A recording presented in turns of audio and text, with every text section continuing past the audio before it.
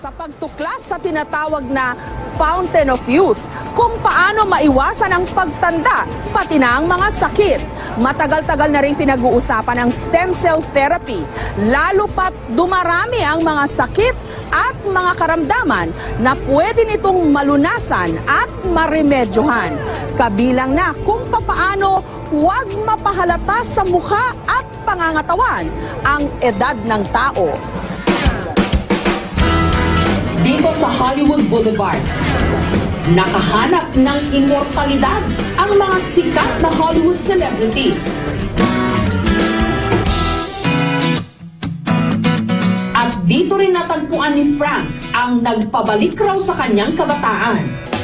Katunayan, sino raw ang mag-aakalang 46 years old na siya? Something different about you, and it's not just you got a haircut, it's not that you lost weight. What's going on, you know? On the vanity side of it, there's that benefit, but really I did it because I want to increase the quality of my life. Salamat daw sa pinakabagong serbisyo ng stem cell technology, ang tinatawag na full body anti-aging infusion. Sa tulong daw ng stem cell treatment na ito, napupuno raw ng mga bagong cell ang buong katawan. Kaya mararamdaman daw na tila lumalakas at bumabata ang pangangatawan. We discovered that with the placement of stem cells in certain targeted regions, we can reverse the effects of aging. For example, when we have damage to our joints, if the damage is a certain type of damage, we can use stem cells to inject into those joints, and it actually replaces damaged tissue. It heals the tissue. Kabado raw sumalang sa mga medical procedure ang 40 anyos na Amerikanong si Phil. Pero mas takot daw siyang maging sakitin. Bunga ng unti-unti niyang pagtanda. Nasa lahi rin daw nila ang pagkakaroon ng cancer. If I sit down in a certain position, I'll be stiff when I get up a little bit, or my back will be stiff sometimes, or I just don't have as much energy. Kaya buong tapang na raw siyang nagdesisyon na sumailalim sa full body anti-aging infusion.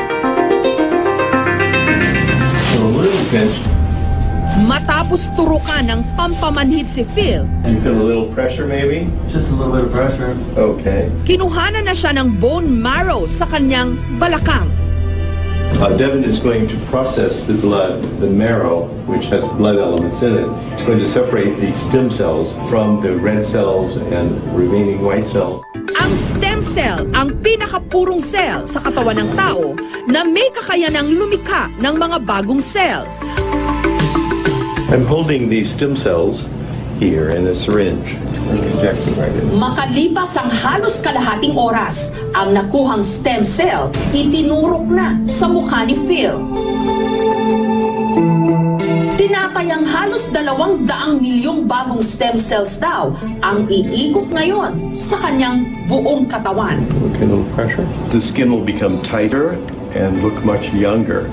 What are your expectations after this? Immortality.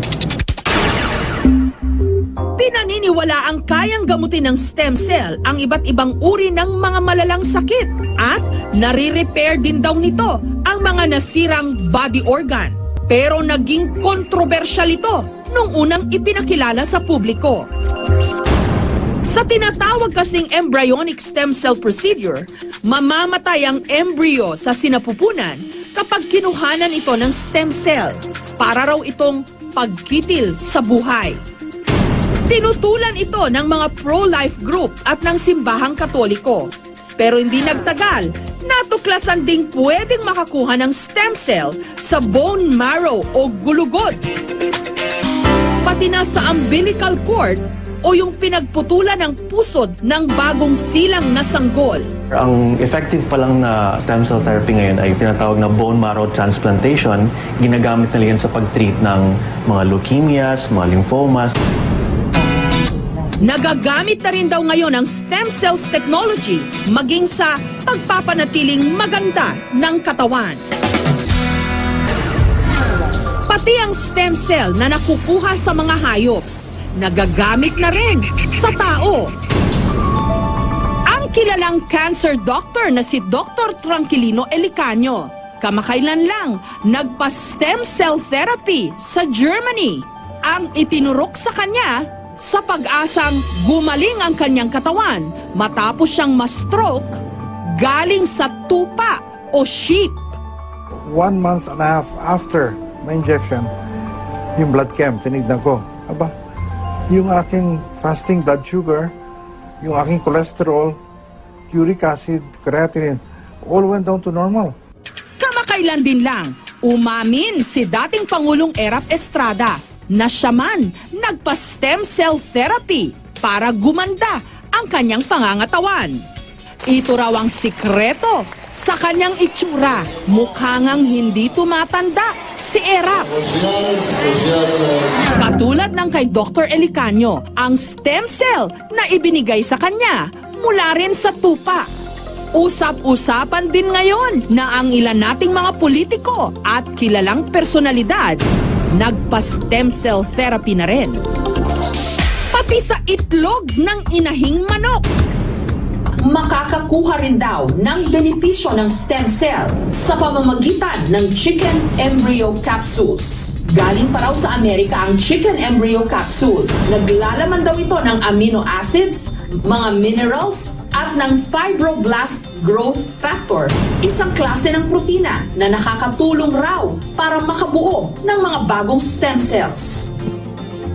Yung cells naman natin na medyo may kapansanan o medyo namamatay, binubuhay o flash.